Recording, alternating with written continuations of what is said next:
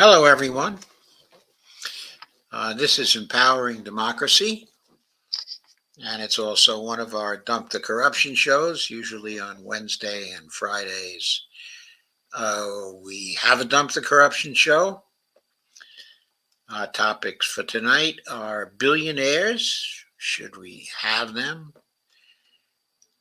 Corporate criminal by impunity. Do we have it? Should we have it? And the end of Interstate Dispute Settlement, or ISDS. Are we really ending it? Maybe, but who knows? Anyway, we're going to consider that here tonight. But let me actually start by making sure this is shared on Facebook, because we're streaming, of course, to Facebook and YouTube and Twitter.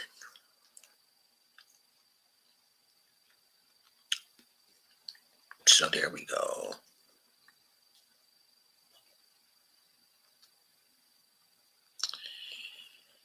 So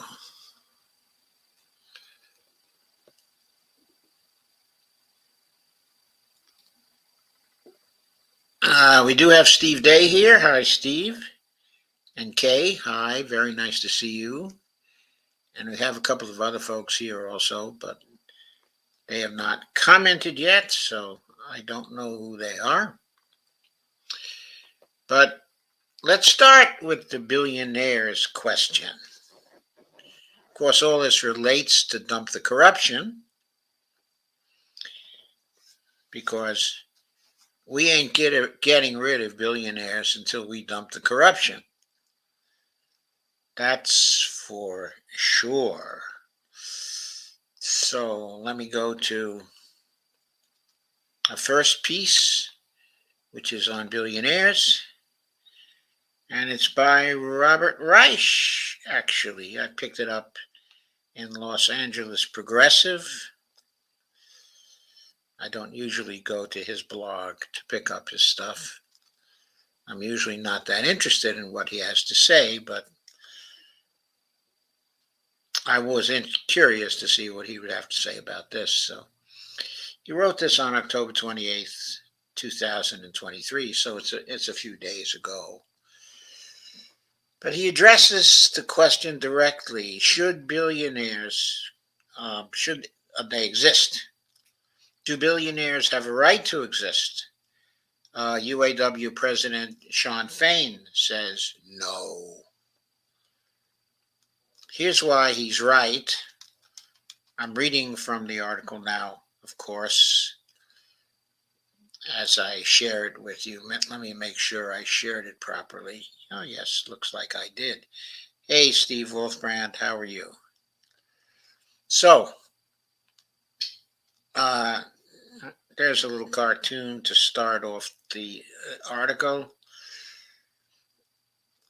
And there's a billionaire talking from one of his yachts, the SS Obscene Profits.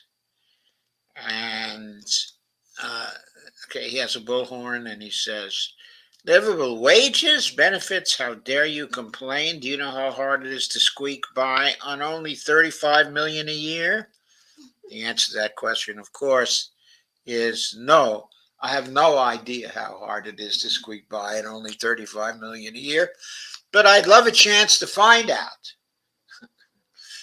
And so there's also a little guy in a boat who's on strike. getting yelled at by the billionaire who's asking him, do you know how hard it is to squeak by in $35 million a year?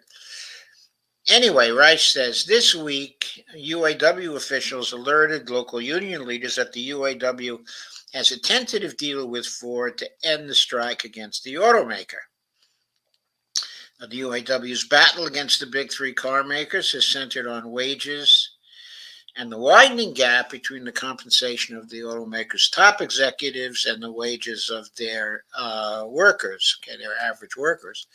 Hopefully, the strike is about to lift the wages of auto workers significantly, and I think we've heard since then that settlements seem to be coming, and there do seem to be substantial wages for the workers, in the offing.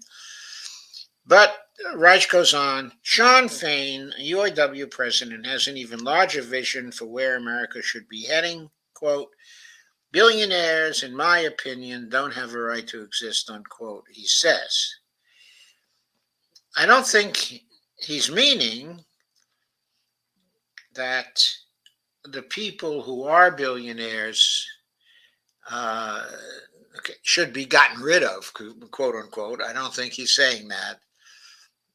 But what he's saying is their billions should be removed from them, which is a position that I certainly agree with.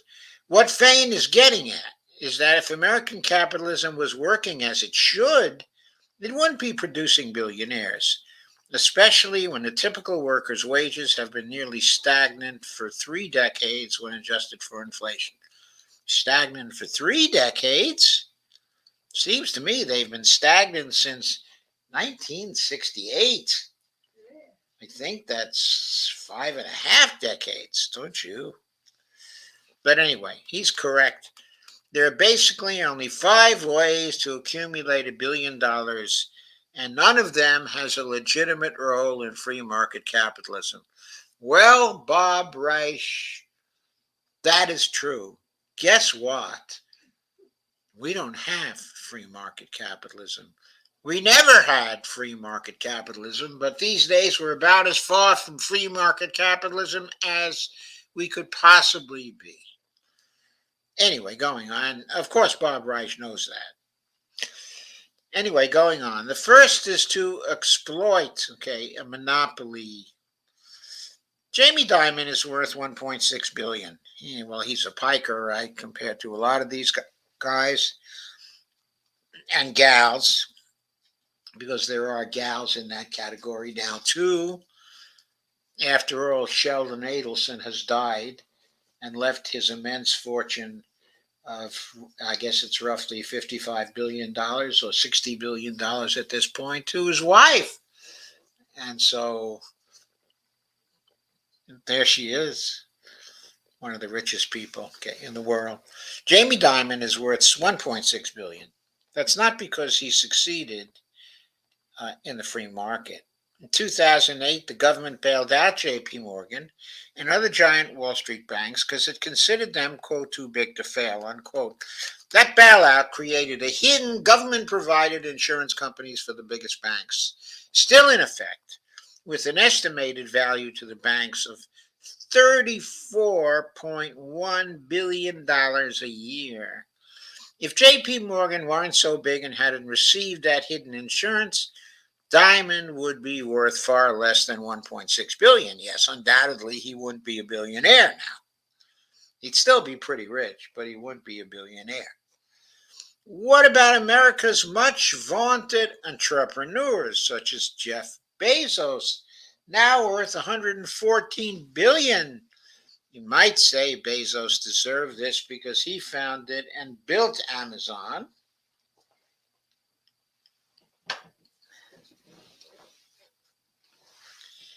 But Amazon is a monopolist. The federal government in 17 states has charged it with abusing its position in the marketplace to inflate prices, overcharge sellers, and stifle competition. To be sure, the case hasn't yet been decided by the courts, but evidence of Amazon's monopoly power is significant. In addition, Amazon's business is protected by a slew of patents granted by the U.S. government.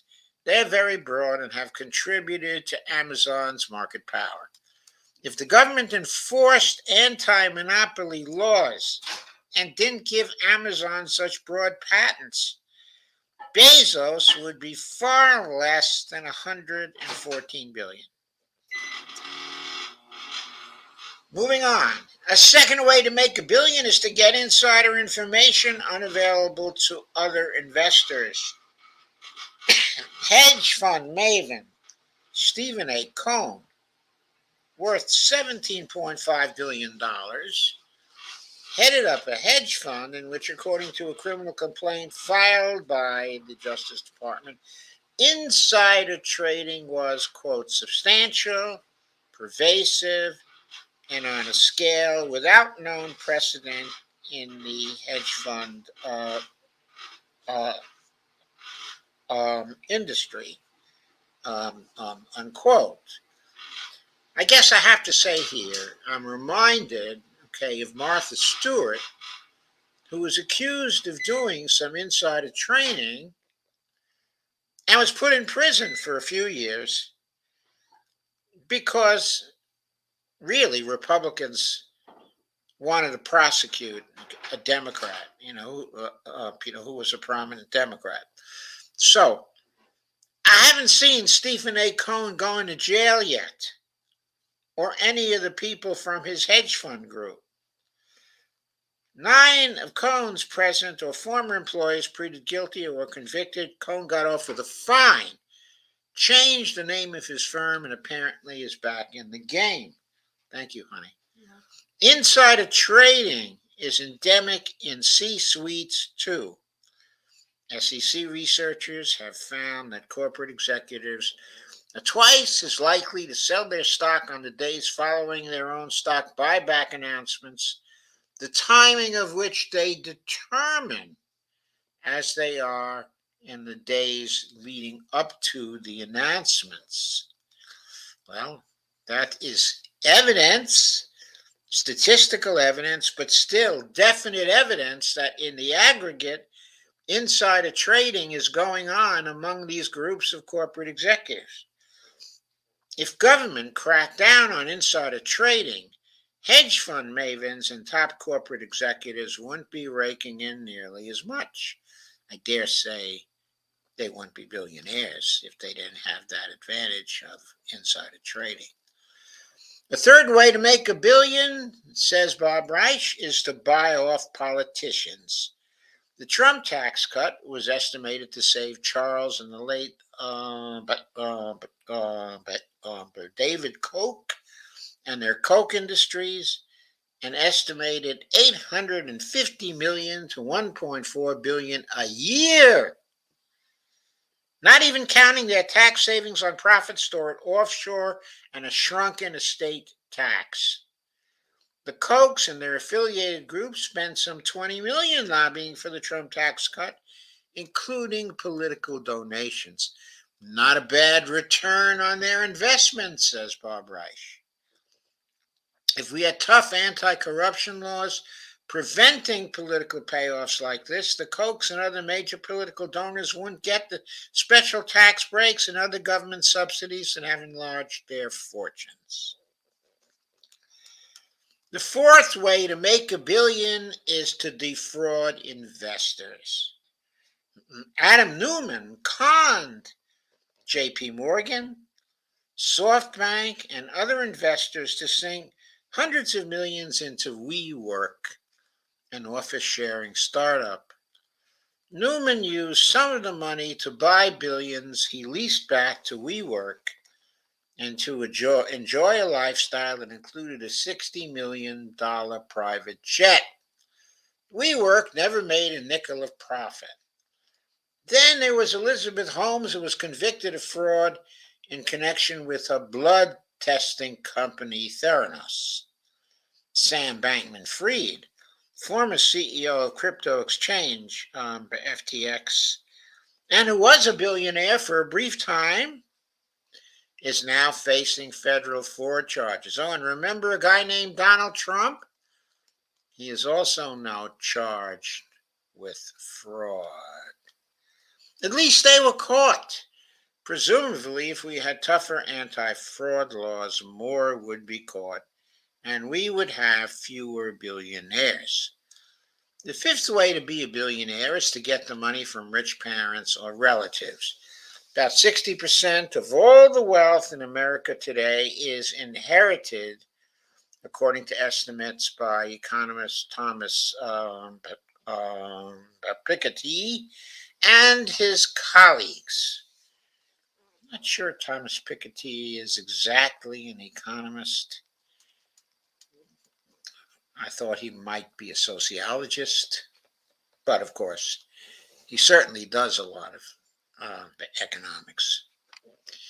Anyway, that's because under U.S. tax law, which is itself largely a product of lobbying by the wealthy, the capital gains of one generation are wiped out, and those assets are transferred to the next. And the estate tax is so tiny that fewer than 0.2% of estates was subject to it last year. Okay, if unearned income were treated the same as earned income under the tax code, then America's not working rich wouldn't be billionaires. And if capital gains were eliminated at death, many heirs wouldn't be either. Now, don't get me wrong. I'm not arguing against big rewards for entrepreneurs and inventors. The possibility of making a bundle has elicited innovations that benefit us all. The question is one of scale. Do entrepreneurs and inventors need the incentive of billions of dollars? Wouldn't say 100 million do. I think only 50 million would do. I think only 20 million would do. For many people, only 1 million would do. The social costs of billionaires, and here we get to the real meat of this article, I think. Social cost of billionaires is substantial. The billionaires have purchased right-wing extremists on the Supreme Court, bought and either destroyed or subverted news organizations, such as the former Twitter. By the way, is Twitter really X now, or is it actually Zitter? I don't really know.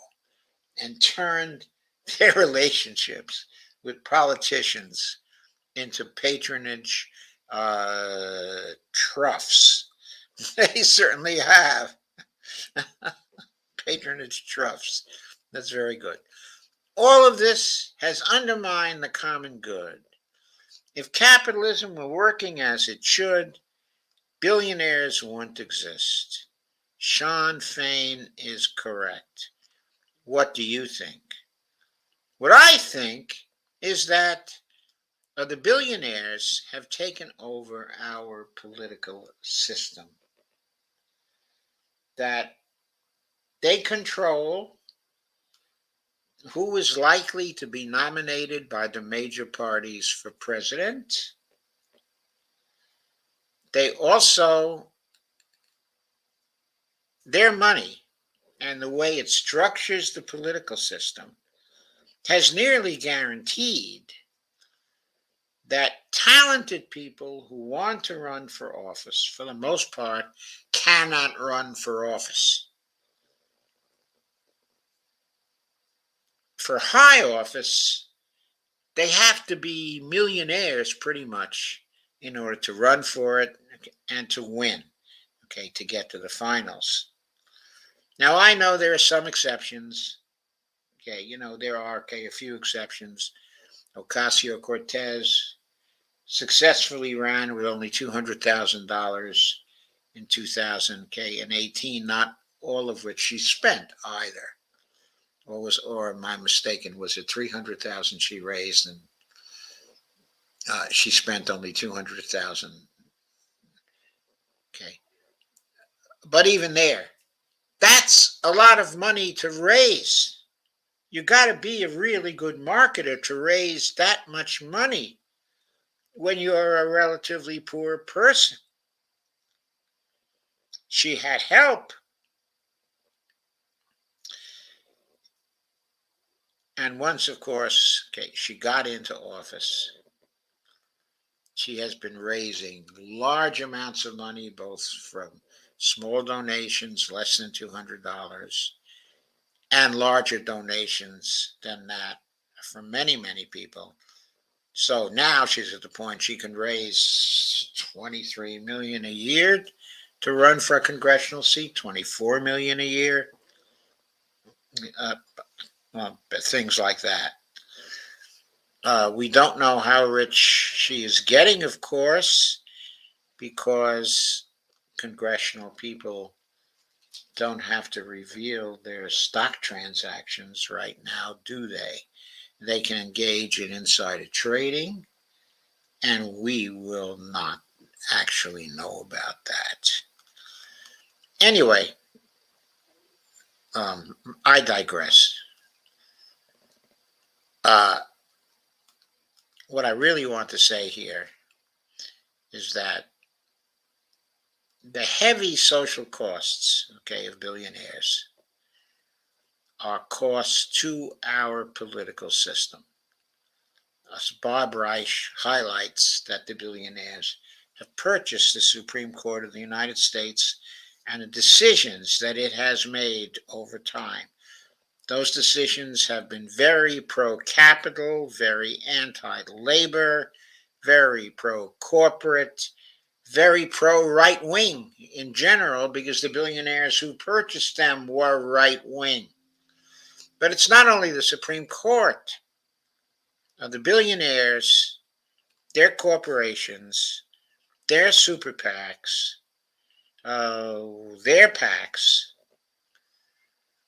have greatly affected the power structure in Congress, so that new people who arrive in Congress, uh, however popular they may be, however the result of a democratic uprising of some kind, I mean small d Democrat here, maybe I should say a populist uprising of some kind, when they get in, they have almost no immediate influence. So the people who elected them may get some speeches, may get some publicity stunts, but in the first few years of these Congress people, the backbenchers, they have almost no influence. The people who elected them are unrepresented by them to any significant degree. As those Congress people, as those senators get more senior and get more influence, they only do so because they play the game. And the game is to do what the donors want them to do. It may not even be their donors that are influencing them. It may be donors to places like the RNC, okay, and the DNC, and the DCCC, and the DSCC, and so on. All the party committees, they make big contributions to the party committees, rely on them, and then the party committees basically launder the money and send it to the candidates. The candidates know, generally speaking, where that money is coming from, what industries, who's important, who is not important. They learn these things over time. The billionaires have a million ways of influencing the people who come into Congress, okay, and who take over office. And we all know that they have undermined our democracy. Academic studies have shown that there are very few things that the majority of people want that actually get through the Congress unless some billionaires want them to, or some rich people want them to. The rich whether the corporate rich, okay, or the individual rich, have a veto power on what goes through the political system. So, of course, even though more than 70% of the voters across the major parties and across the independents want a Medicare for All bill to pass, Medicare for All bill can't even get a floor vote in Congress. Lots of things have not been able to get a floor vote in Congress. Bills to make elections fair, to stop the gerrymandering and the voter suppression, can't get a floor vote in Congress. Also, bills to raise the minimum wage can't get a floor vote in Congress. Bills to go after the corporations and the wealthy with higher taxes can't get a floor vote in Congress, even though those bills are supported by the majority. So clearly, the billionaires have undermined our democracy. The very rich have undermined our democracy. And that is the danger that they pose. That is why they should not exist. I don't think Bob Reich says that in so many words, but that is really the central point. We cannot have a democracy if we have the billionaires. That is why they should not exist. There is talk, in his article, of taxes, on wealth. And there is talk, of course, of having bills that stop, the frauds and that punish the fraudsters. But we will see, in just a minute, that the prosecutions of the fraudsters are very lenient, indeed. And the underlying reason why they are very lenient, indeed, is because people who take over the presidency in one way or another signal what Joe Biden said aloud. Nothing will fundamentally change. And one of the things that would be a fundamental change is that the fraudsters would be prosecuted and would go to jail. And they won't be prosecuted and they will not go to jail because the executive branch is bought and because the two houses of Congress are also bought and the leadership of both houses of Congress is also bought. So how do we stop the fraudsters? How do we stop the insider trading? How do we stop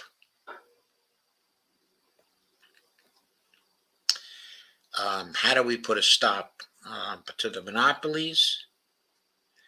How do we put a stop to too big to fail? The answer to that question is that we can't do it without dumping the corruption. We can't do it without actually dumping the corruption. If this movement is not successful, democracy will not come back here in the United States. Let us go on to something related. Specifically, the culture of corporate criminal impunity. Oh, I see where the close is.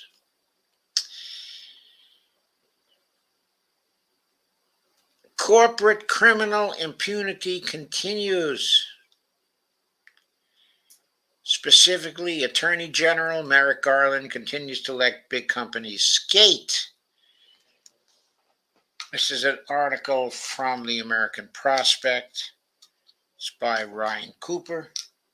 He wrote it on November 1st, 2023.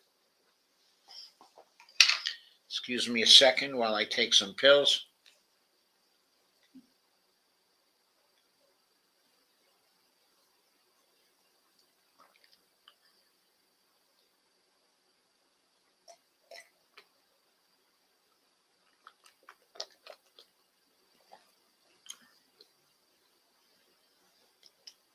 Had a little trouble swallowing one of them. Anyway, this is by Ryan Cooper, a very good author from the American Prospect. There's a picture of Mr. Merrick Garland, Attorney General Merrick Garland, testifying before the House Judiciary Committee September 20th, 2023 on Capitol Hill, in Washington. Former cryptocurrency oligarch Sam Bankman-Fried is on trial for alleged wire fraud and defrauding the customers of his former exchange, FTX. And he recently chose to take the stand. Given how comically blatant the accused crimes were, this went about as well as could be expected. Quote, at various points during Bankman-Fried's cross-examination, I saw jurors shake their heads, frown so hard their lips disappeared, and make prolonged eye contact with each other, unquote, writes Elizabeth Lopato at The Verge. And quote again, on the stand, Bankman-Fried's demeanor suggested a spoiled child complaining he didn't get the biggest scoop of ice cream at his birthday party, unquote. As Jesse Eisinger describes in his book, The Chicken Shit Club, during the Obama and Trump administrations, the prosecution of corporate criminals, that is, bringing charges against companies, like when the accounting firm of Arthur Andersen was charged as part of the Enron case, plummeted.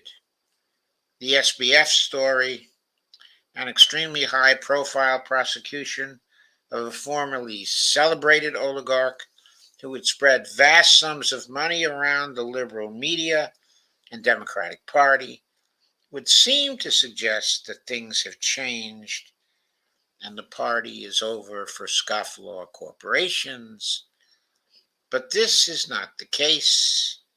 At Public Citizen, Rick Claypool has written a report demonstrating that corporate prosecutions have not increased at all relative to the Trump years. On the contrary, there were slightly more of them in 2017 and 2019 than in either 2021 or 2022, though neither of those are close to the peak years of the Bush or the Clinton administrations. Once again, Attorney General Merrick Garland is simply not cutting the mustard. This chart from the report makes the trend clear, and you get to see how the corporate prosecutions, how they rose during the 1990s.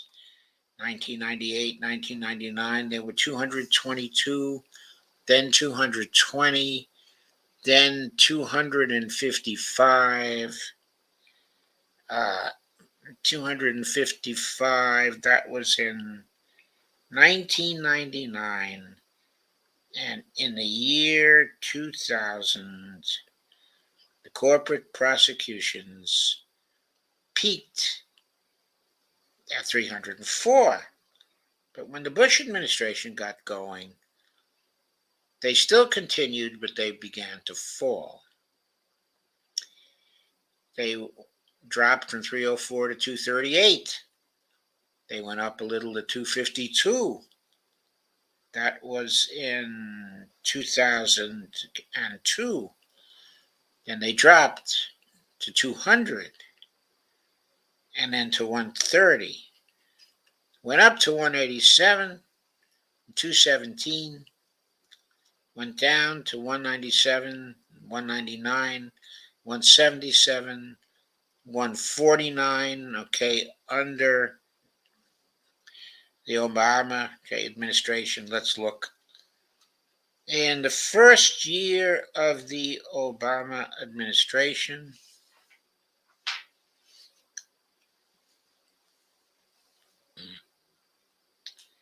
it's 2009.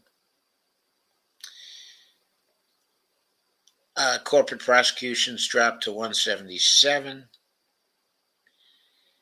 In the second year, they dropped to 149. They went up a little to 160 and 187, then down to 172, 162.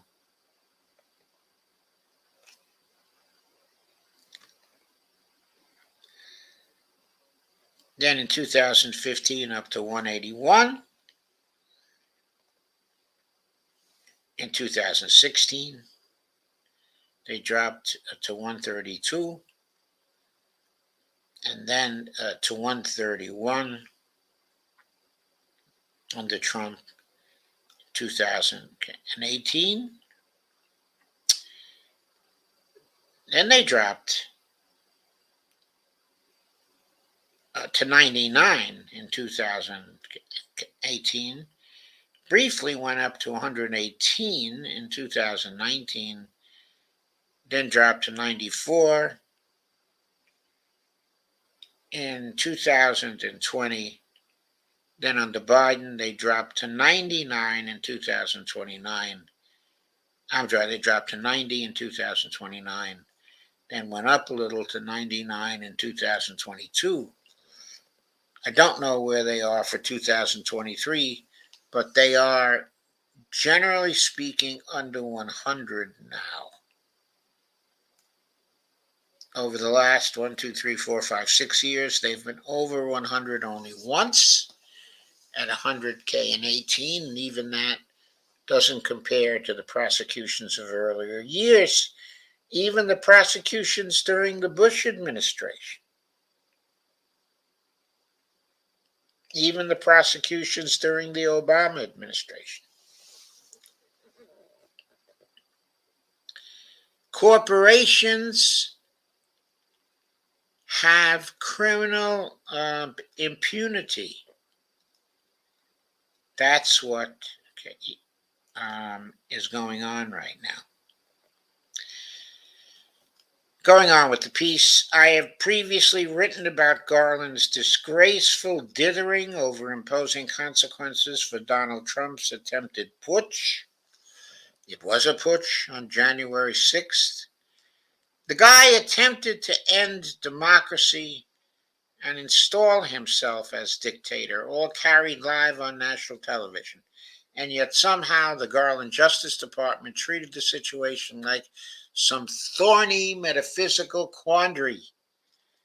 And while the current federal prosecutions of Trump are highly welcome, by all accounts, they only happened because Garland was shamed into appointing a special prosecutor by the January 6th committee, nearly 2 years after Biden took office. But even if you believe that Garland was appropriately careful with the bombshell prosecution of a former president, the evidence on corporate crime suggests that his lack of swift accountability is rather endemic.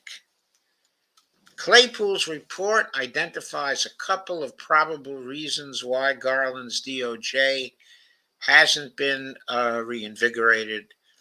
The first is that they simply aren't bringing many prosecutions.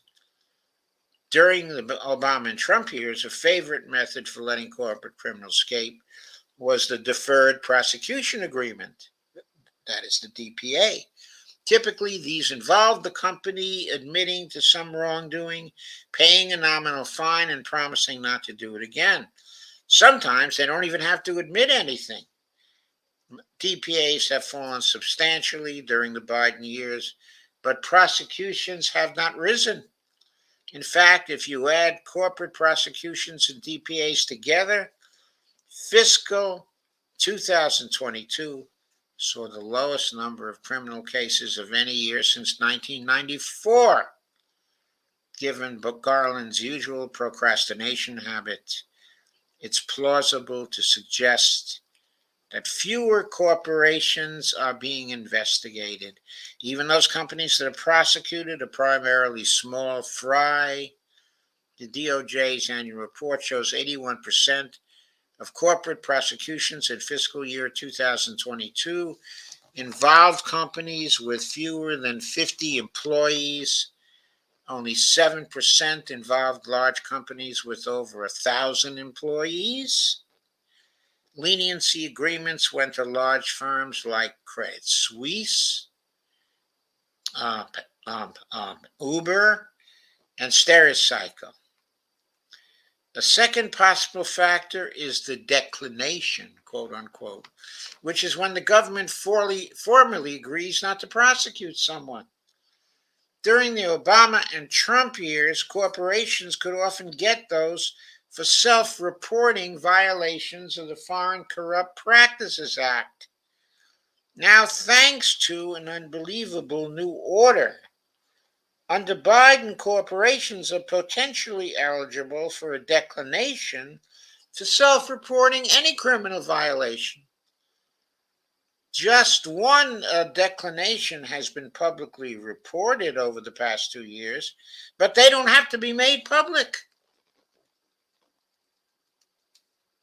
By Ken Polite, who until recently was the Assistant Attorney General for the Criminal Division, said the quiet part out loud in a January speech, stating that if a company self-discloses and cooperates, quote, there is a presumption that we will decline to prosecute absent certain aggravating circumstances, unquote. And even if there were aggravating circumstances, Polite continued, quote, prosecutors may nonetheless determine that a declination is the appropriate outcome. But Polite is now a corporate defense lawyer, in case you had to guess. While it has only recently come into effect, a third DOJ innovation shows the mindset of the agency as it relates to corporate crime. As outlined in a speech by Deputy Attorney General Lisa Monaco, a quote, safe harbor, unquote, standard for mergers allows purchasing companies to be excused from the misdeeds of the company being acquired, so long as they admit to them. Obviously, these rules, this is crazy, folks. This is crazy. Obviously, these rules are vulnerable to abuse. That is, a company could do gobs of crimes and merely keep an eye on the government in case it needs to suddenly, quote, discover, unquote, the wrongdoing and be absolved. Or as Elizabeth Warren, Democrat of Massachusetts, pointed out in a letter to Garland, in Monaco, quote, this approach would incentivize corporations to engage in illegal activities of all kinds, knowing they could simply wipe the slate clean during a merger, unquote. Yeah, this is... How can we get rid of this stuff, folks? We can't get rid of this stuff unless we dump the corruption in the executive branch.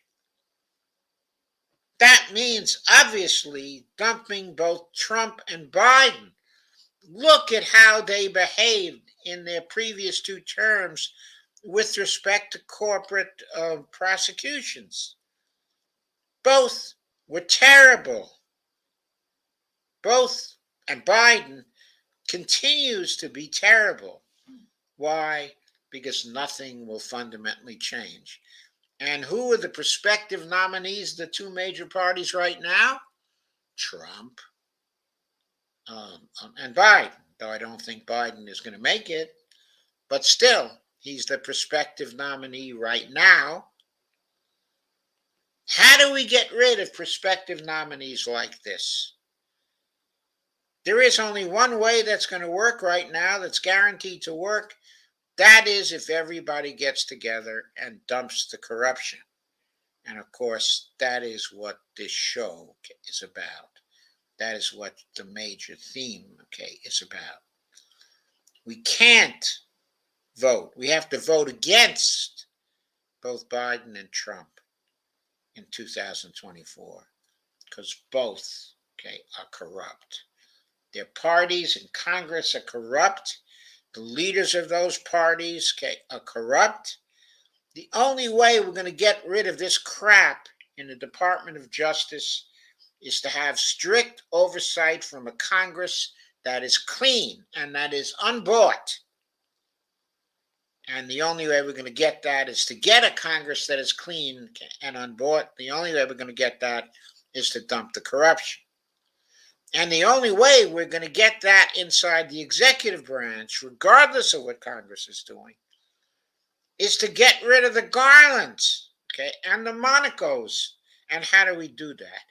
By getting rid of the Joe Bidens and the Donald Trumps.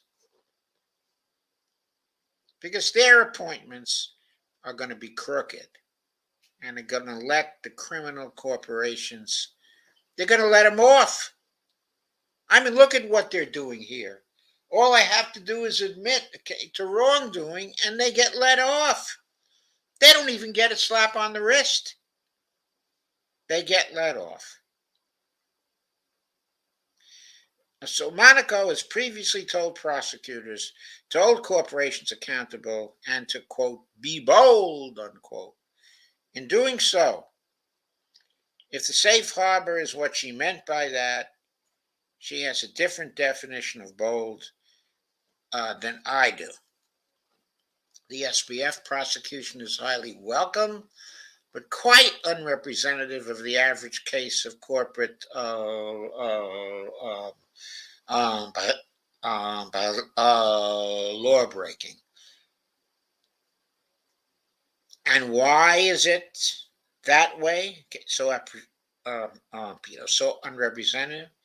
Because the fraud of FTX, and of Bankman-Fried was so great, so obscene, so in your face, that it just couldn't be ignored. It couldn't be ignored.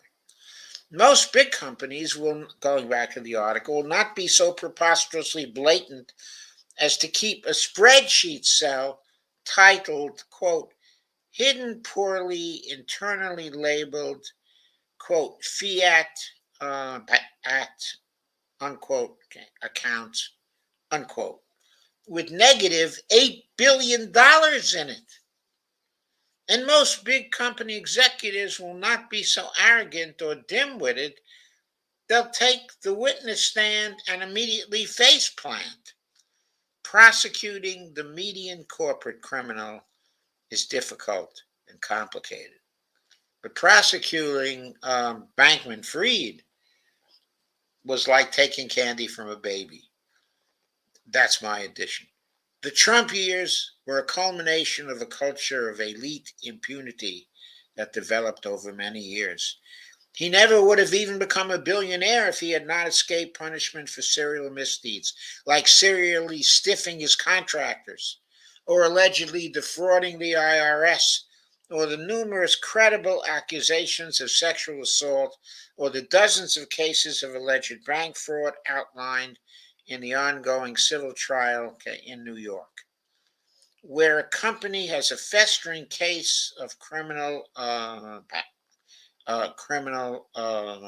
oligarchy, a hard-bitten legal brawler is called for. We need an attorney general wielding a meat cleaver ready to hack the rot out of the national elite Instead, we have a quavering, timid, lifelong insider, obsessed with appearances and decorum, ready to seize on any excuse to avoid the tough battles. It is unacceptable, but says Ryan Cooper. Okay. And it is unacceptable. But I have to ask Ryan Cooper, and I have to ask you, how are we going to get a hard-bitten legal brawler in there?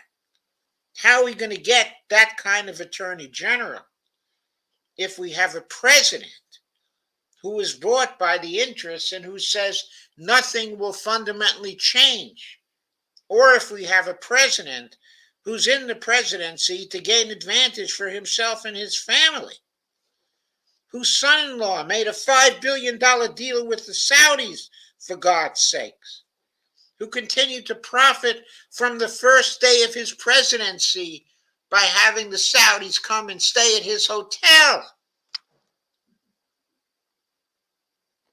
How are we going to get the hard-bitten legal brawler we need? The only way, my friends, is through dump the corruption.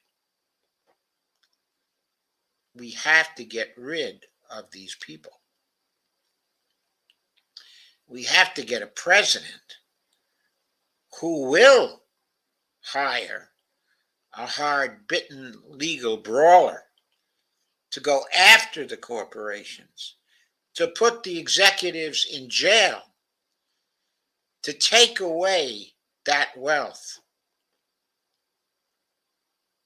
and to penalize them for all the illegal activities they engage in, including bribing politicians, which of course is not illegal right now, but which the kind of Congress I'm talking about would immediately make fully illegal, including if it had to pack the Supreme Court to do that, and if it had to impeach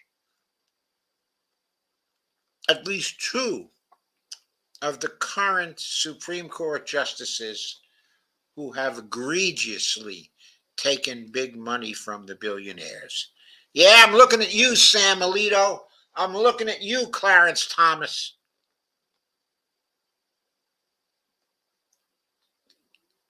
So, okay, I now want to move on to the final piece we have for tonight. And the final issue that raises, that piece is called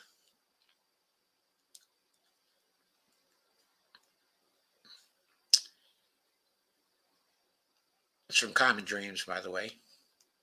And it's called Time to Exit Interstate Dispute Settlement, or ISDS. Hundreds of groups call on U.S. to ditch corporate-friendly trade regime. By the way, folks, okay, I wrote a book about that.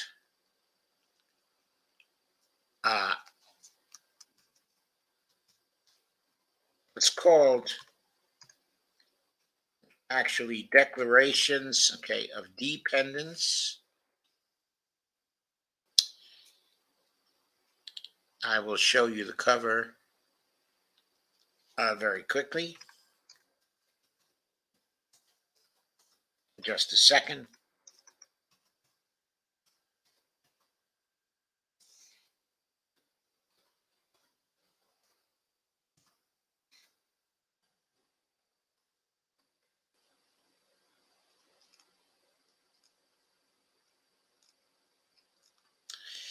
Wrote the book back in 2015.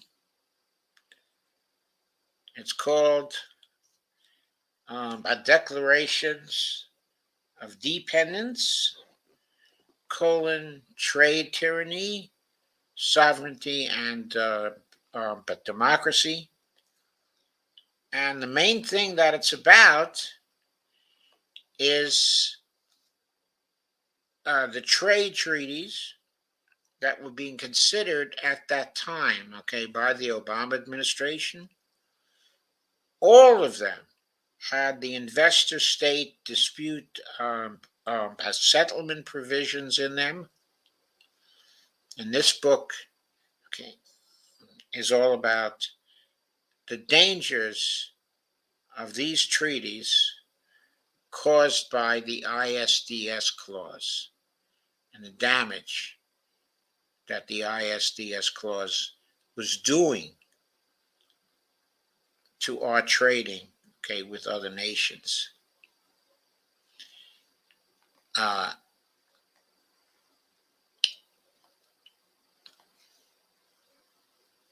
So am I sharing that? I don't think I am sharing it. I do want to show you the cover, and then I'll go back to what we have been sharing.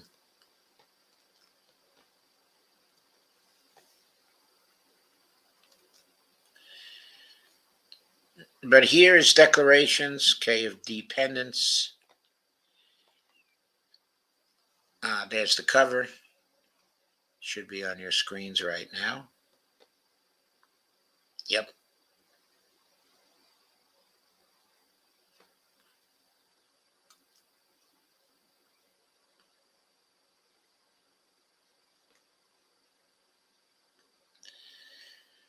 It discusses a wide range of issues surrounding the three trade agreements that were being actually negotiated by the Obama administration and numerous nations, okay, around the world.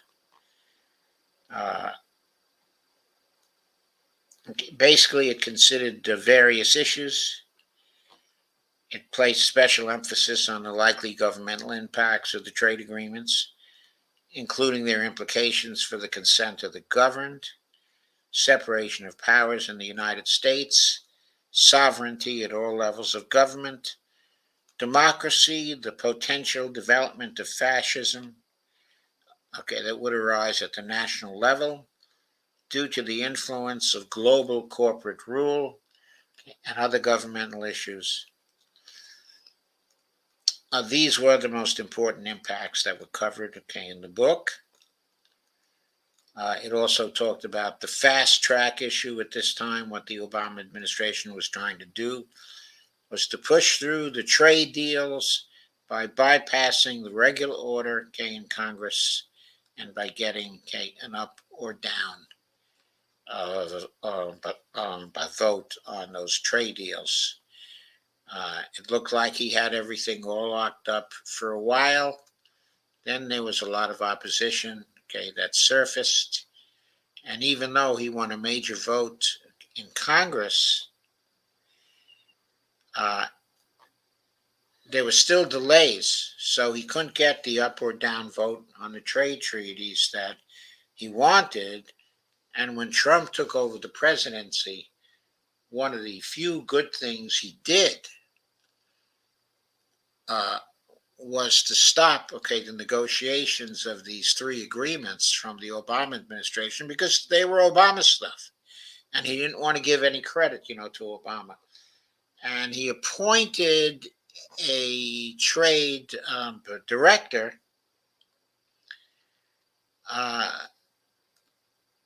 who was an opponent of the ISDS clauses, okay, in these trade treaties. And so the guy he appointed actually negotiated a revised NAFTA, okay, agreement, the U.S. Mexico Canada trade agreement, which got rid of ISDS in that particular trade agreement. So it was one of the good things, okay, that Trump did, largely, I think, because he trusted the guy he appointed, and so he was willing to do that, not considering that it was going to hurt the global corporations. Now, maybe he associated the global corporations, okay, with the Democrats. I don't know. But in any case, that's what he did. And it was one of the best accomplishments of that administration. So going back to the article now, I didn't want to give a little of that. Okay, his background. Going back to the article. Time to exit ISDS, quote unquote. Hundreds of groups call on U.S. to ditch corporate-friendly trade regime. This is by Julia Connolly on November 3rd.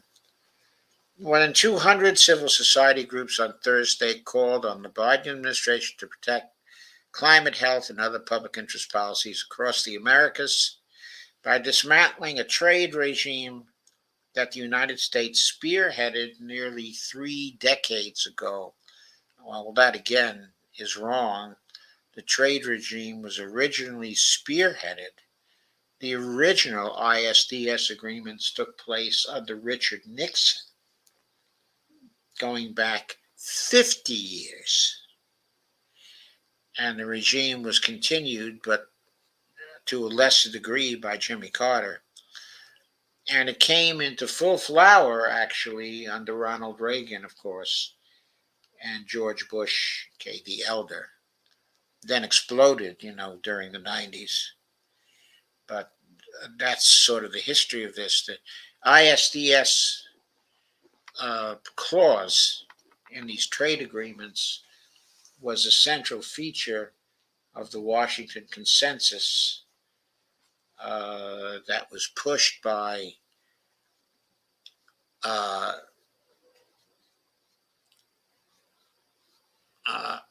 it was a foundation that was headed, by Peter G. Peterson. Did not carry his name, at that time. But the Washington Consensus was a document that was circulated across the whole world, and that was terribly influential in the deals that were being made by the World Bank, and the international monetary funds.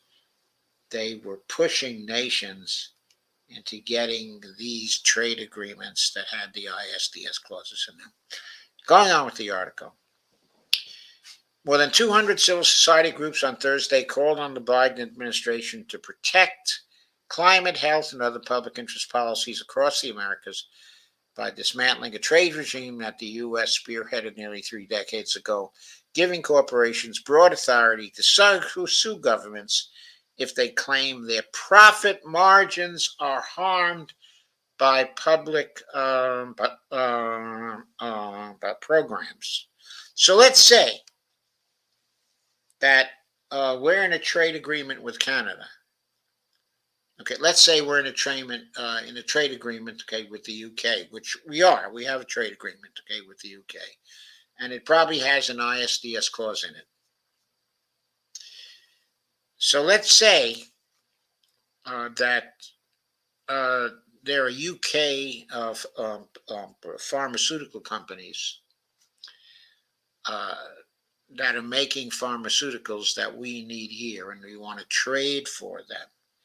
And we finally decide we're going to pass, a Medicare for All bill, which gives the government, the authority to negotiate with pharmaceutical companies concerning the price of drugs. Obviously, this has an impact on the potential profit margins of these companies. So under the ISDS regime, they would have broad authority to sue governments. Going on. Public Citizen, Sierra Club, and the AFL-CIO led hundreds of organizations in sending the letter to President Joe Biden, urging him to take legal action to terminate the Interstate Dispute Settlement System, ISDS, within the Americas Partnership for Economic Prosperity, that's the APEP, a trade framework for work between the U.S. and 11 countries in Central and South America, and also the Caribbean. As Lori Wallach and Daniel Rango, the director and research director of Rethink Trade, explained in a column in July. I should say, of Lori Wallach, she has been fighting this particular ISDS battle now for decades. She used to work for Public Citizen and was the head, okay, of a division there. And she has done the best work, okay, in this area in terms, okay, of lobbying against these so-called free trade agreements that are really ISDS agreements uh, that are constructed in order to protect corporations rather than the nation states that enter into these agreements. Anyways, Lori Wallach and Daniel Rangel, the director and research director of Rethink Trade, explained in a column in July, quote, ISDS elevates multinational corporations and foreign investors to equal status with national governments, unquote. That is true. Under 43 ISDS enforced agreements among the 12 APEP countries, 43 agreements among the 12 countries, corporations have launched more than 230 legal attacks, including a demand for $15 billion from the U.S. government, funded by taxpayers. Well, of course, the U.S. government is not funded by taxpayers, as we all know, but also, anyway, $15 billion from the U.S. government that's supposed to be legislating, okay, in our interest by the Canadian firm that proposed the Keystone XL pipeline, a $15 billion lawsuit. They're probably not going to win it, okay, at this point. But the point is, if the Congress of the United States wanted, okay, to legislate something that interfered with the Keystone XL pipeline, that would be grounds for the Canadian firm to sue. Quote from Wallach and Rangel. This quote is from Mario Osorio, Senior Fellow at the Center on Inclusive Trade and Development at Georgetown University Law Center. The ISDS regime is undemocratic. It was created for and by powerful, well-organized corporations and has served their interests almost exclusively. In other words, this is again a dump the corruption situation. And quote again, it also poses a real threat to the world's climate action efforts, having already been used against them. And this is a tweet from the Institute for Policy Studies. Anti-democratic trade rules like the shadowy ISDS system have created a global order that prioritizes corporate profits over the rights of people and planet. We are joining at Public Citizen and 220 plus more organizations in saying, quote, end ISDS now. And then there's a statement there from Public Citizen. That's at citizen.org. It's time to exit the ISDS. 200 plus labor, environment, and other civil society groups sent a letter to Joe Biden urging him to pursue an effective strategy to get rid of ISDS. There are currently 73 pending ISDS cases totaling $47 billion in corporate claims, the civil society groups noted on Thursday. Quote, ISDS claims are often in the millions or billions of dollars, unquote. The groups wrote in the letter, quote, an unaccountable three-person tribunal. Yes, they are an unaccountable three-person tribunals appointed. These three-person tribunals are selected from a pool of people that serve the corporations. And very often they can serve on the tribunals even when working for corporations, not necessarily the same corporations at that time, but they can have worked for those corporations involved in a case in the past and are free to work for those same corporations in the future after they decide the case. Anyway, these tribunals can even decide a company should be paid for the quote expected future profits unquote it may have earned in the absence of the government policy in question. The ISDS regime has been especially detrimental to public health, climate, and environmental protections, indigenous land rights, financial regulations, and also democratic uh, uh, sovereignty. Uh, it's not simply been detrimental to public health, climate, okay, and environmental protections. The ISDS regime has served to support um, um, corporate actions that have killed thousands of people in South America due to the damage done to the environment by these particular corporations, and the corporations being able to block actions by governments to end the various abuses, the killings basically, that have been caused by the environmental degradation and by the climate change. And then, even in cases where the governments win, okay, a judgment against the corporations can refuse to pay and can defend themselves in U.S. courts where they're very influential and can even, in some cases, put lawyers who have worked for corporations that have gotten judgments in favor of Latin American governments into jail here due to peculiar private prosecution arrangements. Specifically, Stephen Donziger was a victim of this particular scheme and was kept to his house as a prisoner for 3 years through this private prosecution that was carried out against him.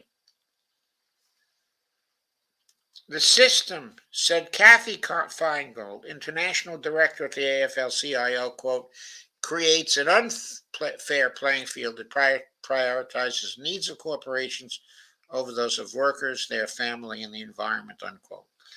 Quote, ISDS should be removed from our trade framework and replaced with policies that promote good jobs, strong communities, and a sustainable environment, unquote, Feingold added. The organizations acknowledged that Biden has thus far followed through on a campaign promise, I guess one of the few he's tried to keep, to not pursue new trade and investment agreements with ISDS. But as Senator Warren, Democrat of Massachusetts, said in a statement supporting a report on the system released last week by Rethink Trade, in other words, by Lori Wallach and her collaborator, quote, future agreements are only part, okay, of the battle. Quote, the United States is still locked into many pre-existing agreements that allow corporations to weaponize interstate dispute settlement when we do something that they don't like. I'm going to keep on fighting until every last one of our trade agreements is ISDS free, unquote, said Warren, who has previously criticized the scheme. By the way, one of the best things, okay, that Elizabeth Warren has done since she's gotten into the Senate is to fight against the ISDS agreement. She's been very constant about that. The Senate also sent a letter to Biden this week, along with more than 40 colleagues, calling on him to remove ISDS from existing APEP agreements. Thursday's letter came a day before Biden was scheduled to host the heads of state of Latin American countries for an APEP meeting. The report by Rethink Trade detailed legal mechanisms the U.S. and its APEP partners can be used to terminate ISDS liability, including bullet point 1, a termination of bilateral investment treaties, BITS, with an agreement to neutralize sunset clauses. Bullet point 2, an amendment to remove the investment chapter from foreign trade agreements, which can be finalized if there is mutual agreement between the parties involved. And 3, withdrawal of consent to ISDS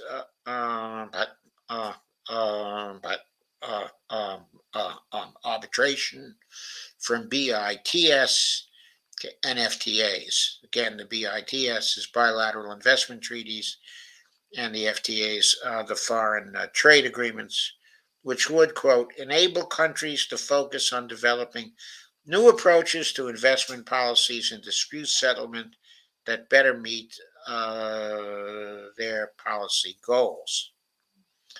So, why would countries agree to make these particular changes? Well, first of all, the influence the United States has on Latin American countries is still very, very great in many of those countries. If we want to do it, many of those countries are just going to agree.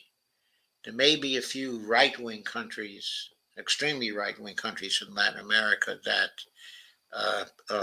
would object to that, but it's unlikely very many would. And the countries in Latin America that are pink tide countries that are subject to these agreements would immediately agree to the abrogation of the ISDS clauses because they hate the ISDS part of these agreements, to begin with. So any countries involved, for example, Mexico, for example, Colombia, for example, Brazil, for example, Chile, if there's an agreement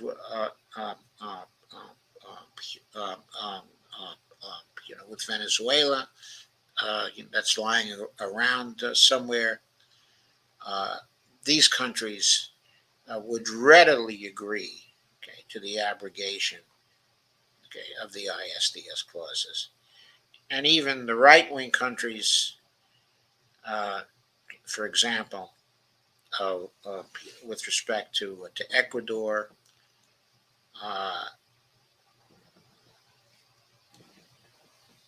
they would love to get out of the ISDS agreements that have cost them loads of money in the past.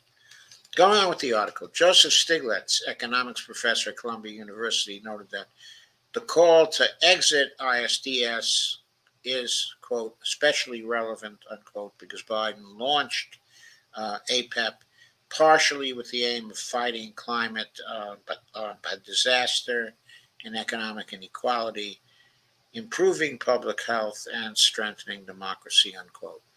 To achieve any of these goals, ISDS has to go. It is the direct hindrance, said Stiglitz. And, quote again, launching this as a group exit would be very helpful in protecting our neighbors from one of the factors that leads some countries not to exit. That is the fear, not grounded actually with much evidence, but still it's a fear that investors will see an individual country leaving the system as a signal of some sort they're not committed to good investment. When a block of countries exit together, there's safety in numbers, unquote. That's a very good point by Joe Stiglitz. The civil society groups noted that quote, the tide is turning, unquote, against ISDS. In other countries, with 10 European countries, with 10 European countries abandoning the Energy Charter Treaty to its ISDS rights for fossil fuel companies, and countries such as South Africa, Indonesia, and India working to exit similar agreements. Quote, a continued movement away from ISDS by the United States, unquote, said the groups. Quote again, would be a powerful signal to other governments considering taking a similar action, unquote. Well, of course, it looks like the Biden administration is moving away from the ISDS agreements, and as I've indicated earlier, the Trump administration was not that favorable to them either. Okay, so it may be the ISDS agreements are ending, even if the two major party candidates, one of the two major party candidates, okay, were to get into office. But we can't be sure of that because both, okay, of these parties and both of these candidates are going to be subject to lobbying from the corporations who want to maintain the ISDS standard. And they're going to fight it. They're going to fight it hard. They're going to fight it with billions of dollars because it's worth billions of dollars to them. You see, the current claims are what? Worth $47 billion. And we're talking about stopping all of those claims. They're going to fight, if necessary, with $1 billion to stop that from happening. So how do we fight this big money? We fight it by stopping it from influencing the executive branch and Congress. And how do we stop that influence? We dump the corruption in the executive branch, okay, and Congress. So that's the only way to do it. The only way to do it is to get rid of the corrupt individuals, including the presidents, in the executive branch, in the Congress, okay, and also in the State Department. By the way, dump the corruption not only operates at the national level, but it will operate at the state level so that people who get elected, okay, to lower office will no longer take the big money and will become used to not taking the big money because they'll be afraid of being defeated by the dump the corruption movement. That's why we need this movement to be there. We need this movement to be permanent, or at least until there is very specific kinds of legislation to prevent all the corruption. Okay, the corruption in electing people to Congress, okay, the corruption in influencing the Supreme Court, okay, and the corruption involved in large-scale contributions to campaigns. Only small dollar donations should be legal, okay, to campaigns. And until we can pass laws to make that happen, we have to make an informal law that anybody who takes the big money is making a career-ending move. We have to enforce that. We have to enforce that through the rule that I've shown you now 1,000,000 times. That, okay, I'm not going to show you again. I'm going to move to the comments now. Steve Wolfman says, I do like Elon because of his strange goals. Some can change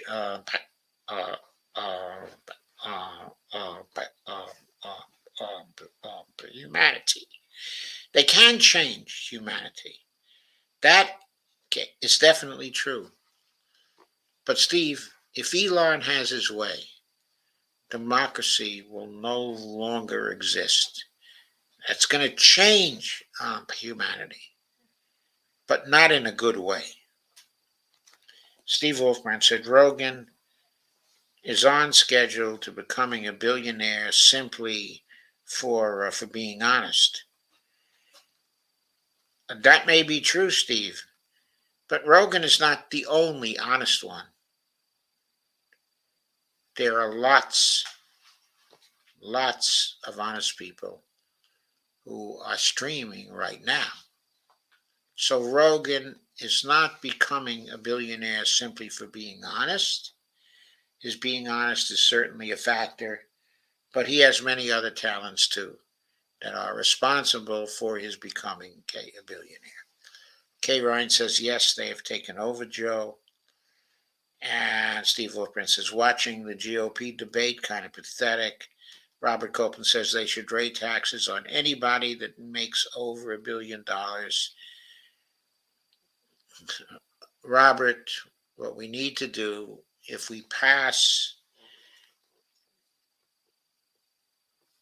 Dump the Corruption is successful, and we get the kind of Congress in, that we need, Congress has to outlaw wealth of more than $1 billion and confiscate all of that wealth through taxation immediately in the first year, because wealth of more than $1 billion is a danger to democracy. It is incompatible with ours. Steve Wolfbrand says, I doubt that ARC is doing insider trading. I doubt that there is any congressperson who is not doing some degree of insider trading. I mean, I think they're all doing it. They can't avoid having knowledge of what is going down in Congress. And if they make investments, they know to some degree what investments are getting advantaged by the Congress. So it would be only human for them to invest in such a way that they're taking advantage of their knowledge. I don't see how they can help it.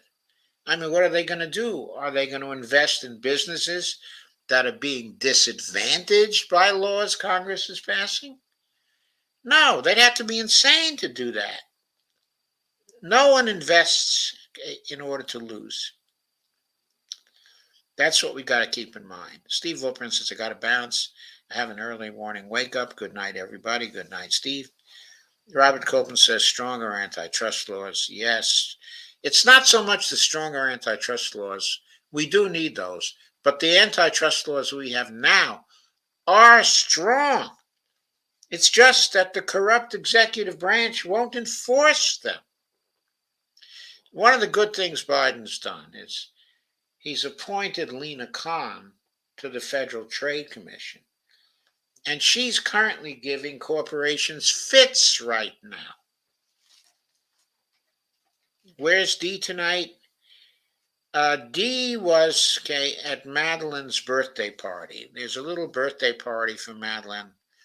I was there from 8 to 9.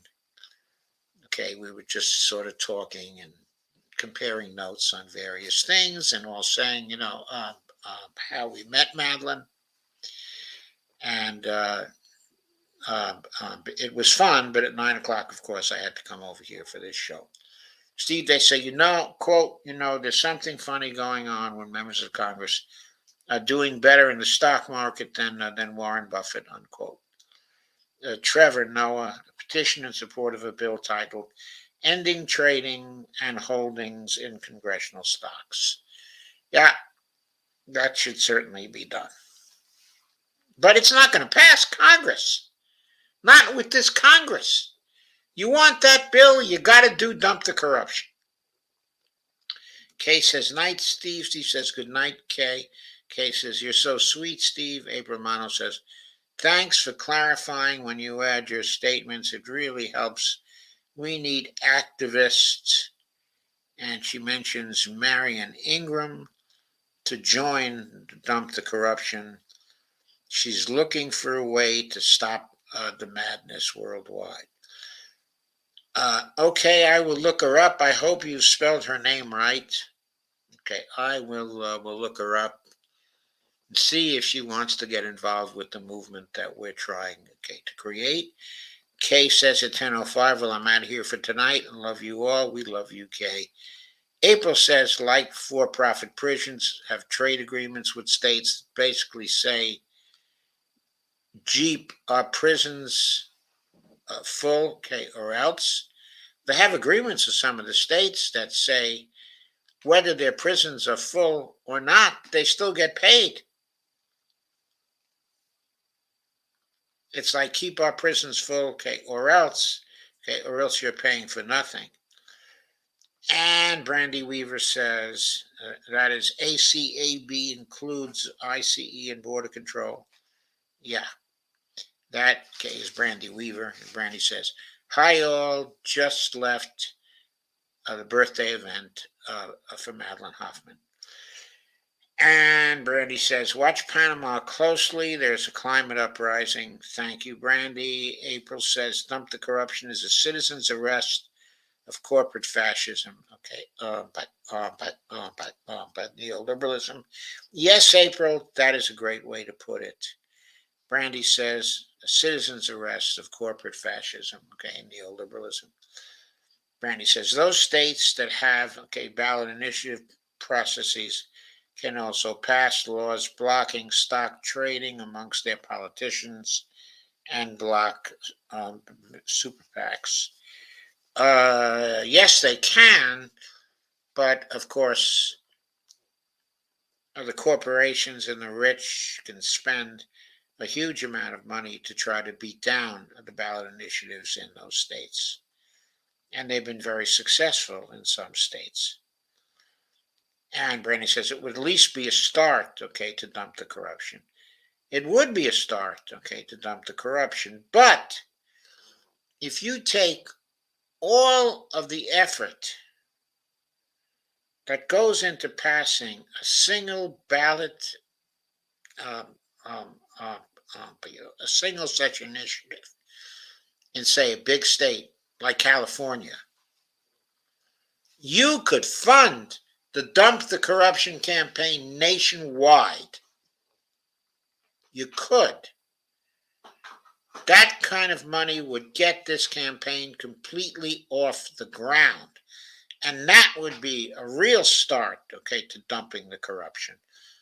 Don't think that the ballot initiatives at state levels are going to be more effective than a direct sort of dump the corruption campaign. They will not be. What's going to be effective is throwing these damn politicians out of office once and for all, and teaching them they don't get into office if they take any big money. They got to come to the people with their big money. And April says, yes. Okay, Marion Ingram is an 87-year-old Holocaust survivor and protester. Was on Democracy Now! Okay, thank you. I will look for her. You sure you're spelling her right? But she should be very easy to find anyway, if she's an 87-year-old Holocaust survivor. She's older than I am. And Brandy says that she agrees, Joe.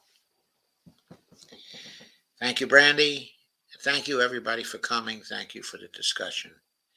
Thank you for tonight. Tomorrow, I'll be doing the neoliberalism show. Again, I don't know exactly what I'm going to cover, but in that show, I always cover the people over profit, the profits over people situation, or sometimes people over profits sorts, okay, of gains. So that's what that show, okay, is going to be about. On Friday, okay, I won't be doing a stream on Friday. I have a command performance, okay, to go to my granddaughter's play. She, okay, is in the production end of theater. And her high school is doing by Treasure Island. And we are going to the performance, okay, on Friday night with our whole family to cheer her on. So I won't be doing the Dump the Corruption show on Friday, but I will be back on Saturday at 9 o'clock, okay, with the Dump the Corruption show. So you can get me then. And if Dee has a show, okay, at 8 o'clock, or did I say I'd be back on Friday? I meant I'd be back on Saturday. And if Dee has an 8 o'clock show, then, okay, I will be on that one too. April says, I confirm correct spelling. She's asking what else can be done to stop, okay, the malevolence, okay, of this world. Okay, thank you very much for confirming that. I will look her up and see if I can get, okay, in touch with her. I don't know what she can do to help, but if she's sufficiently prominent to get on Democracy Now!, then maybe she can really help. And I would love that, of course. So thank you, April, for that suggestion. Robert says, most people don't know about the Dump the Corruption. I know, Robert. Tell everybody you know. So please tell everybody you know about Dump the Corruption every chance you get. Okay. And I'll keep doing the same. And maybe, just maybe, this will eventually catch on. Though, I gotta say,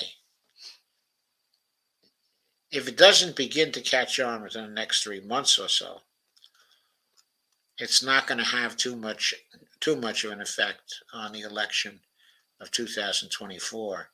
And we need it to have a great influence on the election of 2024. Because if we have either Trump, okay, or Biden, okay, again,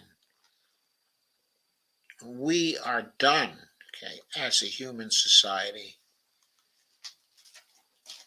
Either the climate will get us, or the wars, okay, will get us.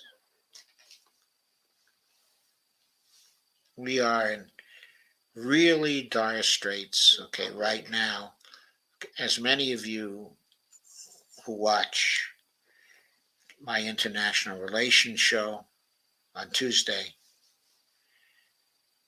and as well, okay, the neoliberalism show on Thursdays, okay, as you know, we are, as a society, in very, very dire straits, okay, right now. We have to turn the tide. The only way to do it is to get a Congress in there and a president in there that are not bought by the interests. And April says, I think her light bulb would come on in a flash. She's searching, especially when she finds out about what you talked about tonight, the ISDS. Well, as I said, I also have a book on that subject. I have another book on international trade, okay, as well. But I won't go into that right now. I will, however, say good night. And I'll see you tomorrow. And I'll see you Saturday. Thanks for coming. Good night.